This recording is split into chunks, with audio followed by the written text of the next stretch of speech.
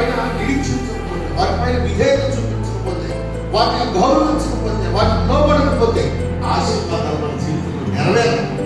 చాలా మంది అడుగుతా ఉంటారు, చాలా మంది అనుకుంటా ఉంటారు ఎలా ఎలా అని.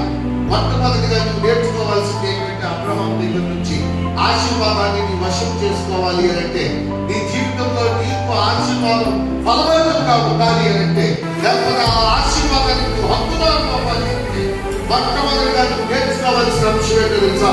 విధేయత చూపించడం. దేవుని మాటకు విధేయత చూపించడం, దేవుని వాక్యానికి విధేయత చూపించడం, దేవుడు చెప్పిన మాటకు విధేయత చూపించే వ్యక్తులుగా ఉండాలి. అప్పుడే దేవుడిని ఆశీర్వదిస్తాడు. చాలా మంది ఎలా ఆశీర్వదించడం చూడండి. 17వ అధ్యాయం ఆదికాండం 17వ అధ్యాయం చూడండి.